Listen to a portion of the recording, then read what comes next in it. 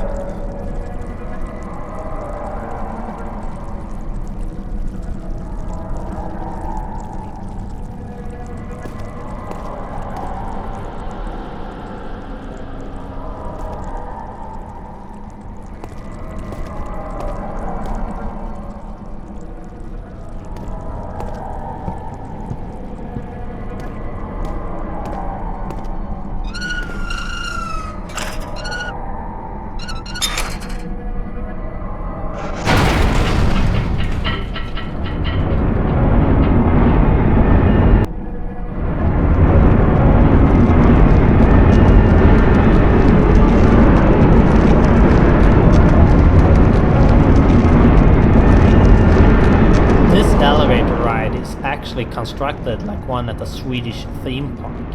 It's not the elevator that moves, but the wall. I assume movies use the same trick a lot.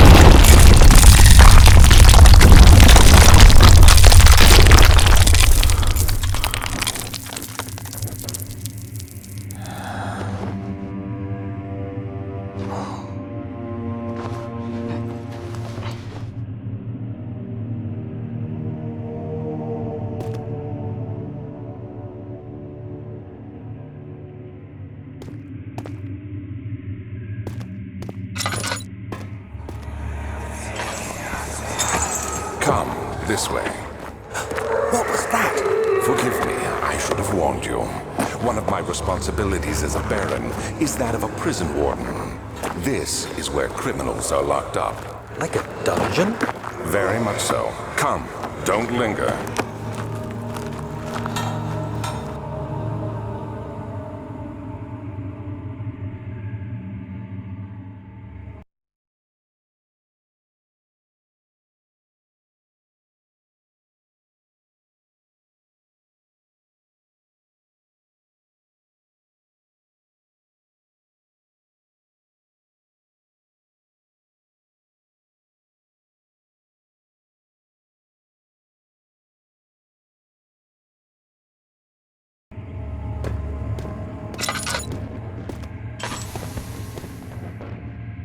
The second chapter introduces the dungeon-based set. It was designed to look older and more worn than a castle-based set. It's supposed to show the original pieces of the castle that hasn't been rebuilt over time like the newer areas. The original pieces for the set were a bit blocky due to the tiling, but as the special pieces were added you could start to build more varied levels. In the final game, we're using the dungeon-based set for prisons, shrines and sewers.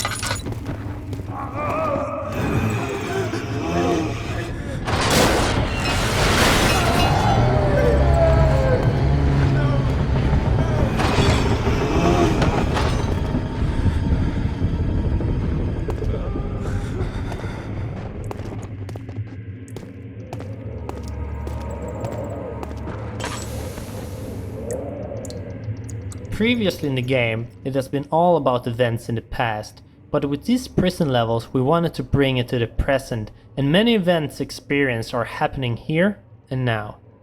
An example of this is a prisoner being dragged off at the start of the level. Here also starts the most encounter-intense part of the game, and we were a bit unsure on how much enemies we could add. We added what we thought was enough, but after some testing and feedback, we decided to add even more. The amount of encounters experienced depends a bit on how you play the level, but hopefully you should feel constantly oppressed. Since this was the last level that this enemy has a greater part in, we did not fear overusing it either, so I think the amount of enemies here is pretty nice.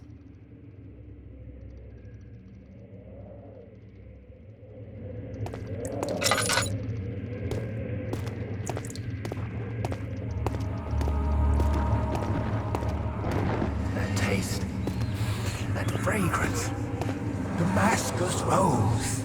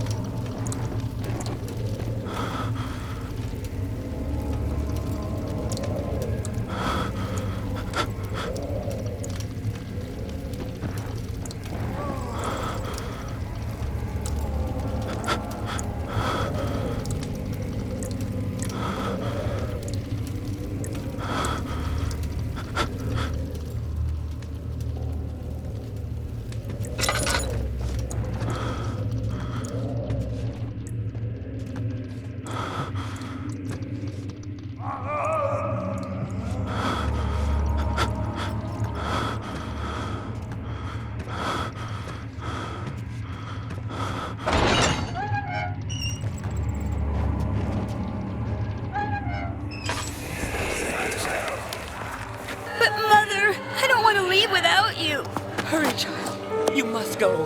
Find Gabriel, the Outrider, and tell him to alert the King's men. No, you come too.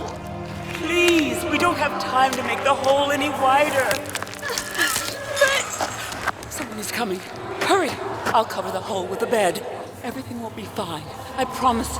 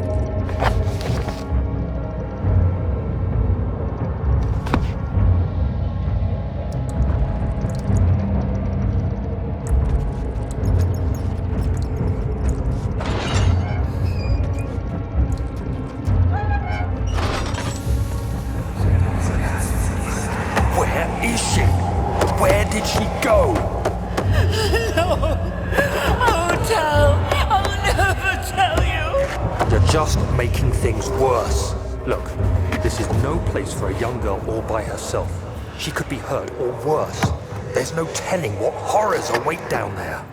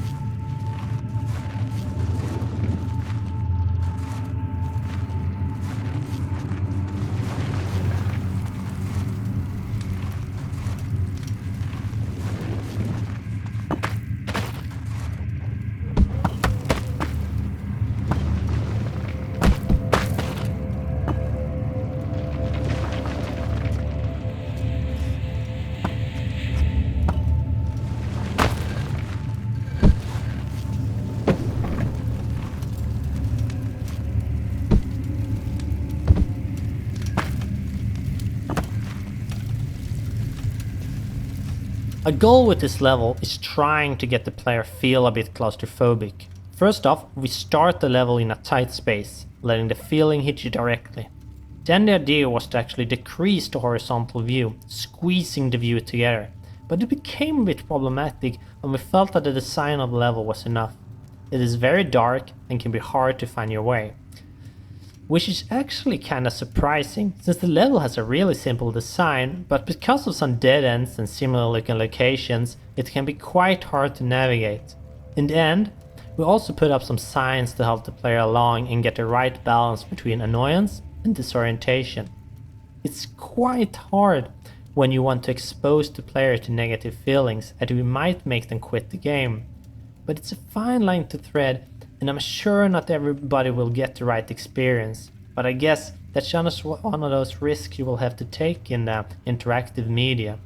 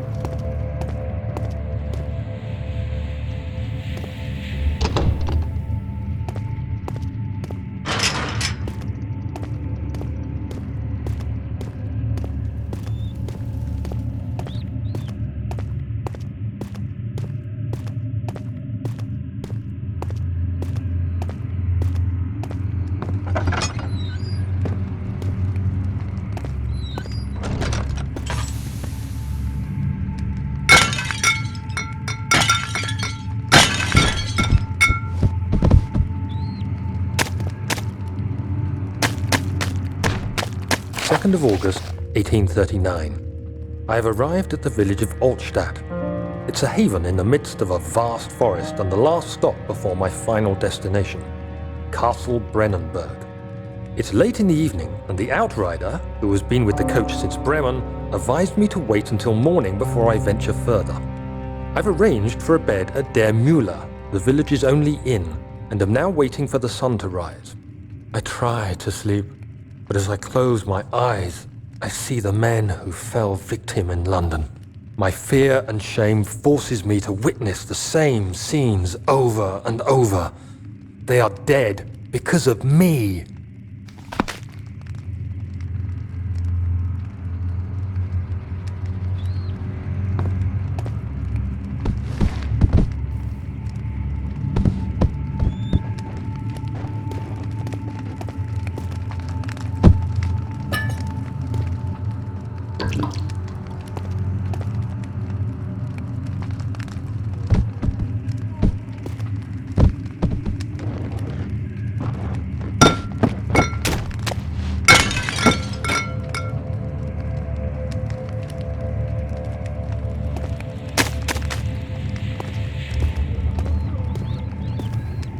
This pig was the first object that I ever tried to rig as a ragdoll, and I'm pretty satisfied with the end result. I'm a little rusty when it comes to making organic creatures like this, so this was basically the only model that I had as a little ongoing project that I could get back to work on when I had some time off from other work.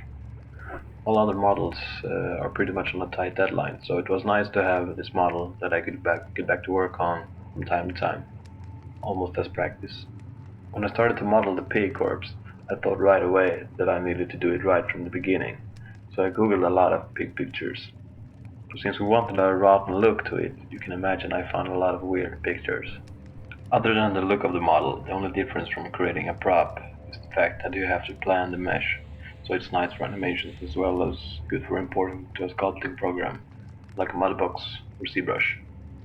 In those applications you add details to the model, pretty much like a clay sculptor, and then you transfer those changes to the normal map that you use for the in-game model. I used ZBrush in this case, and I was happy to use it because my skills in that application started to fade away. Creating the texture for the pig wasn't the easiest thing to do, because it isn't easy to find good reference pictures of rotten pigs with moisty skin.